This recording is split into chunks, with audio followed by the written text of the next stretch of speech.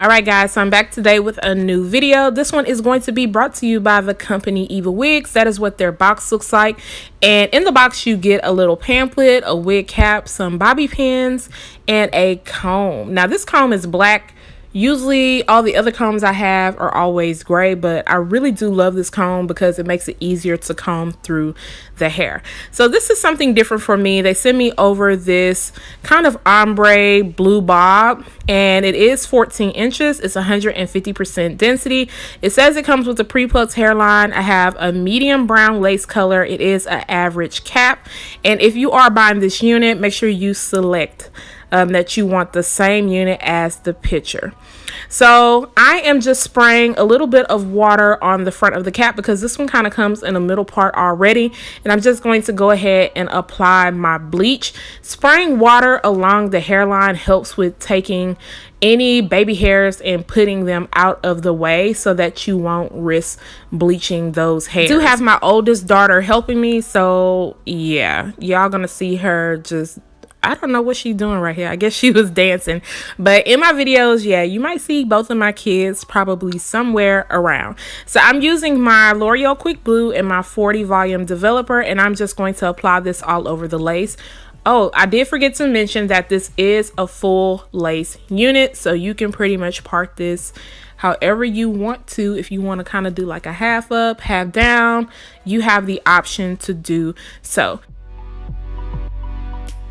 This does state that it comes pre-plucked, and I feel like the plucking could have been way better because this is a lot of hair on this unit, guys. Like, this wig is very thick, so I feel like it could have been plucked better. I've seen better pre-plucked units from the company, so I wasn't really too happy with that, but because it is a bob and I know I wasn't going to be wearing it as a flip over, usually with bob wigs I'm either wearing it as a middle part or a side part, so I knew that I could go in and kind of customize it if I needed it to be. This is not a full tutorial on bleaching knots. I have one that is coming out next week that is going to be an updated one to show you guys new tips and tricks that I have been doing, but I'm just going to apply this all over the lace.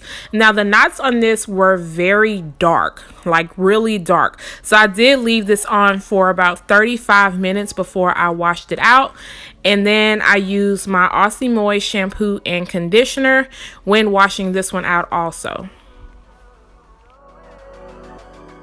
This is what the unit looks like after it is freshly washed. You guys see it is a nice color, and one thing I like about this unit is that it has dark roots all throughout the unit, so in case the wind blows or anything, you know, it won't be looking crazy. So I'm just going to do a simple middle part with this unit. One thing that I wish is that the parting space went back just a little bit further, and I also feel like you can go in and pluck some hairs out of the parting space if you want to.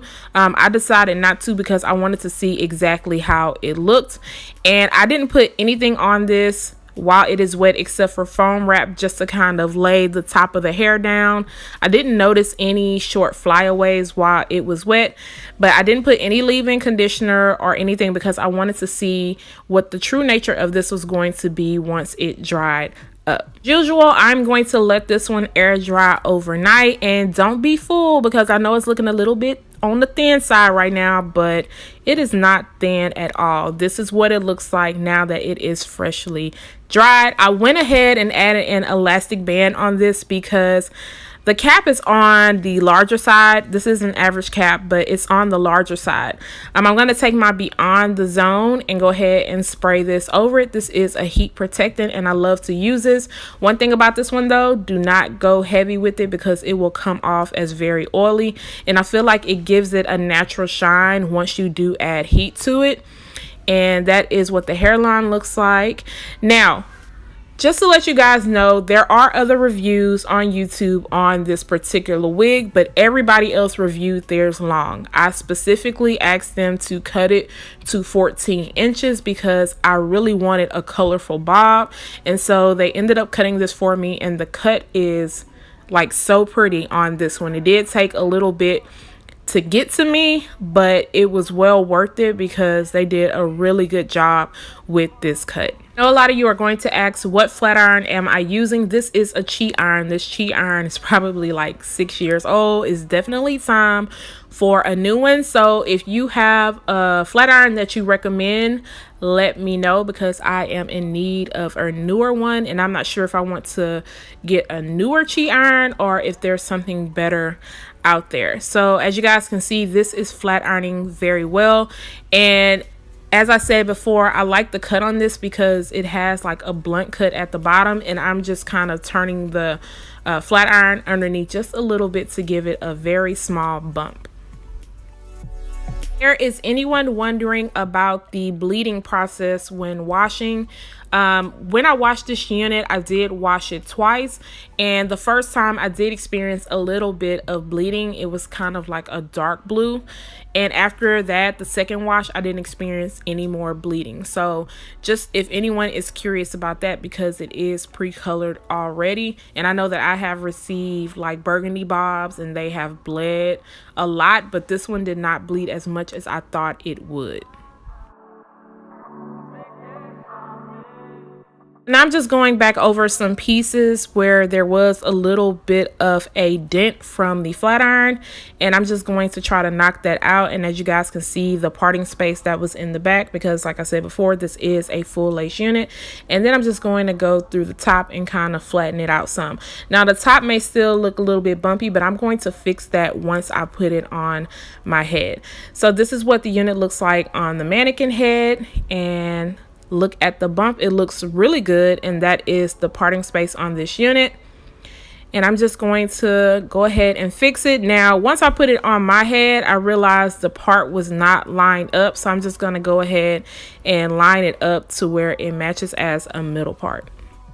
So now I'm just going over the top of my head with my wand curl just to flatten everything back out, and then I'll be clipping my hair down to the side so that I can work on cutting the lace. Now with this lace, I had to be very careful because my hair was not pushed back to where I could see the hairline really good. So when you are cutting the lace off like this, just make sure that you are getting the lace and not cutting any of the hair off. People always ask me all the time, is it easier for me to cut the lace off on my head versus a mannequin?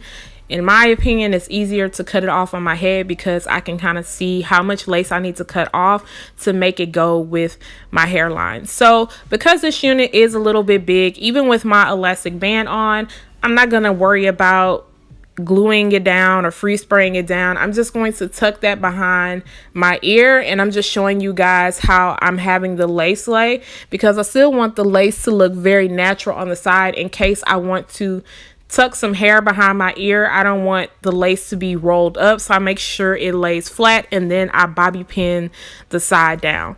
Now I'll be going in with my Got To Be free spray, which is the Glam Force line, and I'm just taking the end of my rat tail comb after I spray it, and I'm just laying it at the very top of the hair. I'm not going around the whole hairline this time.